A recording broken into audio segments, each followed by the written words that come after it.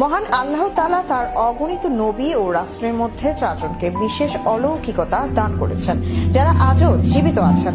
আল্লাহর এই চার নবীকে জীবিত রাখার পেছনে বিশেষ রহস্য ও হিকমত রয়েছে। কিন্তু আল্লাহর এই চার নবী বর্তমানে কে কোথায় আছেন তা নিয়ে বিস্তারিত থাকছে ডেস্ক রিপোর্টে।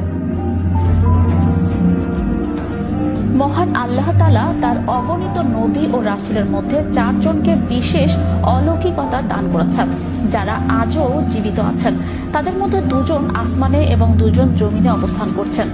এই অলৌকিক ঘটনা আল্লাহর কুদরত এবং শেষ জমানার বিভিন্ন গুরুত্বপূর্ণ ঘটনার সংকেত বহন করে। হযরত ঈসা আলাইহিস সালাম। ইসলামী আকীদা অনুযায়ী হযরত ঈসা আলাইহিস সালামকে ইহুদিরা হত্যা করতে পারেনি এবং তাকে ক্রুশবিদ্ধ করা হয়নি, বরং মহান আল্লাহ তাকে সশরীরে আসমানে উঠিয়ে নিয়েছেন।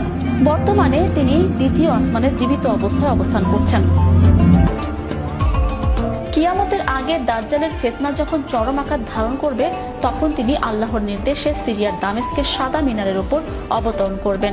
তিনি দাজ্জালকে হত্যা করবেন এবং পৃথিবীতে ন্যায় বিচার ও ইসলাম প্রতিষ্ঠা করবেন। এরপর স্বাভাবিক নিয়মে তার মৃত্যু হবে এবং তাকে নবী মুহাম্মদ সাল্লাল্লাহু আলাইহি সাল্লামের রওজা মুবারকের পাশে দাফন করা হবে। দ্বিতীয়ত, হযরত ইদ্রিস আলাইহিস সালাম। তিনি ছিলেন মানব জাতির ইতিহাসের অন্যতম প্রাচীন নবী। পবিত্র কোরআনে আল্লাহ তাআলা তার সম্পর্কে বলেছেন, আমি তাকে উচ্চ স্থানে উন্নীত করেছি। বর্তমানে তিনি চতুর্থ আসমানে জীবিত আছেন। রাসূলুল্লাহ সাল্লাল্লাহু আলাইহি সাল্লাম মিরাজের রাতে চতুর্থ আসমানে হযরত ইদ্রিস আলাইহিস সালামের সাথে সাক্ষাৎ করেছিলেন। আল্লাহর বিশেষ কুদরতে তাকে জান্নাতে প্রবেশ করানো হয়েছিল এবং তিনি সেখানেই অবস্থান করছেন। তৃতীয়ত, হযরত খিজির আলাইহিস সালাম।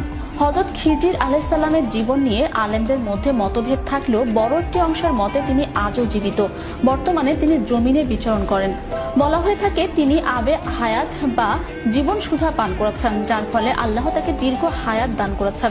তিনি সাধারণত নির্জন এলাকায় বা আল্লাহ ওয়ালাদের প্রয়োজন আত্মপ্রকাশ করেন, তবে সাধারণ মানুষের চোখের আড়ালেই তিনি বেশি থাকেন। চতুর্থ, হযরত ইলিয়াস আলাইহিস সালাম। হযরত ইলিয়াস আলাইহিস সালাম বনি ইসরাইল বংশের একজন প্রখ্যাত নবী ছিলেন। তিনিও আল্লাহর বিশেষ হুকুমে দীর্ঘ হায়াত লাভ করেছেন। তিনি বর্তমানে সমুদ্রে বা জলভাগে অবস্থান করছেন বলে বিভিন্ন বর্ণনায় পাওয়া যায়।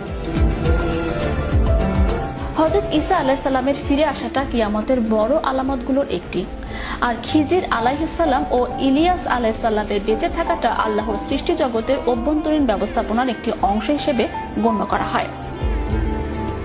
Channel Europe news desk.